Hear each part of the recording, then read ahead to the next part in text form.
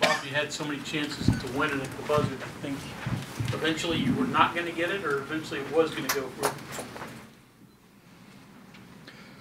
I think what excuse me, what was really, to me, was great is they're in the huddle saying we're not going to lose, which I haven't heard since JC left.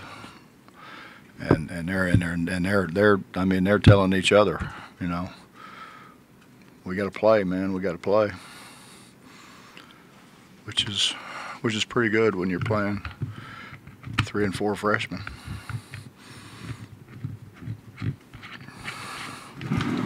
Coach, can you just talk about the progression of Jordan McCabe throughout the year and, you know, having a game like tonight? He's not looking over his shoulder now. I mean, that makes all the difference in the world. When you know you're going to play and you can play through some mistakes and still may get your butt chewed out, but you're allowed to play through some things. I think that makes all the difference in the world. Yeah, the alley-oop in particular. There seem to be a couple of other options. Well, it's hard to pass it at the right time to a guy for a lob whenever you got your head down looking at the floor. And he really doesn't need to do that because he's got great ball skills.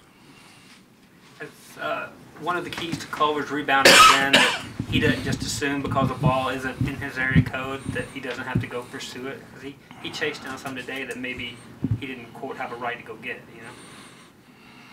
Well, we haven't really checked his vertical, but you're talking about 6'10", 260 who just separates people and takes a pounding. I mean, he takes a beating every game, but he's strong enough that he can get through it.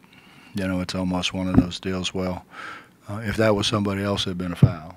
You know, with him, because he's so strong and he plays through contact so well. I mean, he gets rebounds when there's 3 and 4 people around him. Coach, with the guard combination with Haley and McCabe, I mean, the guard position was probably one of your biggest questions going into the season, and you know, it's been what it's been. But what they've done the last couple of games, if they answered some questions, you know, erased some doubts, anything like that? Well, I think Jermaine's getting better. I mean, Jermaine's biggest problem was he wasn't very assertive, you know, and I think a lot of that was having those veteran guys that had been here, you know, and he was kind of taking a back seat. And he's not. And now he's in most instances the oldest guy out there. So I think, and you know, and we've been encouraging him to be more aggressive. You know, and Jordan's not looking in. He's not looking in the mirror anymore, you know. He's not worried about who's behind him. There isn't anybody behind him. Do you count more on your guards now? I mean, you almost kind of have to. Well, 1-4 flat for Jordan just because I thought with the matchup that he had, he could get a pretty good shot. And then it also it forces them to help up, which kind of turns Derek loose. Derek doesn't have to fight through so much contact to get to the ball. Did you learn anything about Jermaine's toughness tonight?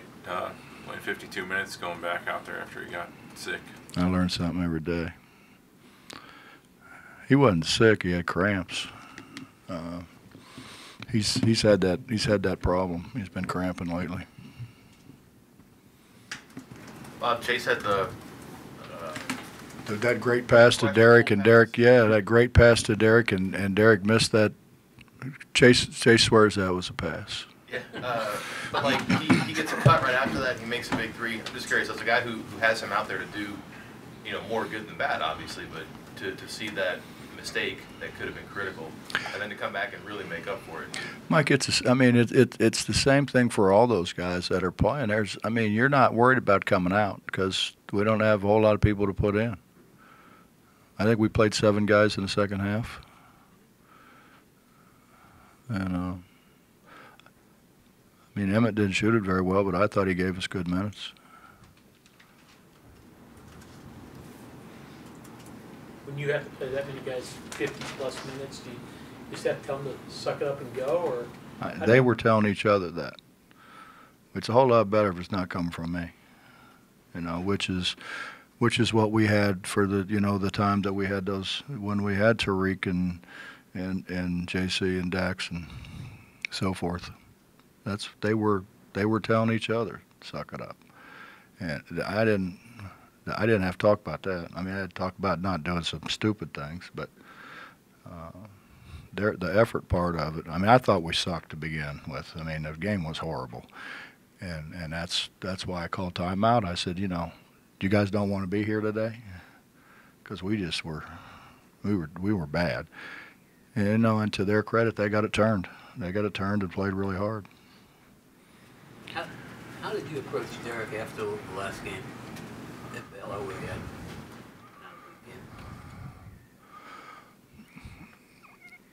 Well, everything is kind of new to Derek, Bob. He's I said on the radio, whenever he actually learns how to play, he's going to be an absolute monster, because he don't have a clue right now. He dribbles it too much in the post. He's, we're trying to get him to do a better job of quartering and getting the ball out of double teams, but he's doing it all on raw athletic ability and determination right now. I mean, he's got a lot to learn. He said that you stress go back to doing what you know how to do. Yeah. And he said I went back to the drawing board after the last game and just did what I can do. And I said, was that reverse pivot move one of those things? Well, I'm not sure that's right. I mean, he had 8 turnovers today. Well, I guess he played more minutes. He had 6 at Baylor. So he just got it. He goes too fast and he dribbles it too much. It's hard to dribble in all that traffic. Jordan said that he and Derek got together to put in some more work on defending ball screens, high ball screens. Seemed like they were a little bit more in sync doing that. Did you feel that? Yeah, when Derek actually made it up there, he gave up 5 points and he never left from underneath the basket. He was he gets tired, but I mean to do what he does, I'm sure. I've never been able to do this, so I don't know what it'd be like. Coach, this is kind of a left field question. Wouldn't expect anything less, John.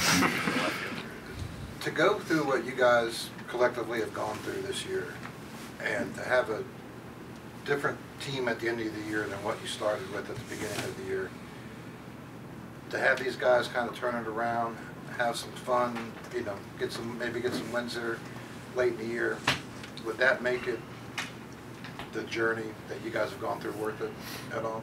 If that makes any sense. Well, I told him yesterday, we're not giving up. I mean, that's not in my DNA, and I don't. There's a lot of them. I don't think it's in their DNA.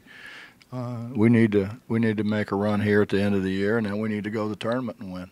I mean, I don't think a postseason deal is totally out of the question. I mean, it's going to be tough. We're -6 right now. We got to win some games, but we got another one here at home, and we generally play a little better at home. We got Oklahoma on the road and Oklahoma State on the road. So, I mean, we can win. I mean, I'm not saying we will, but we can win. Those are games that I think we can win. And then we go to Kansas City, and it's happened before. Is it any more fun to coach this bunch as it is? Well, they listen. It's, and what I said downstairs, when you're talking, you got 10 eyes on you. When you're talking, you got 2 guys over in the corner talking about something. I don't know what the hell they're talking about, and some guys over there, getting a drink of water or something, and it's just it's the atmosphere of old. It's not what we had. It's the atmosphere that made us pretty doggone good.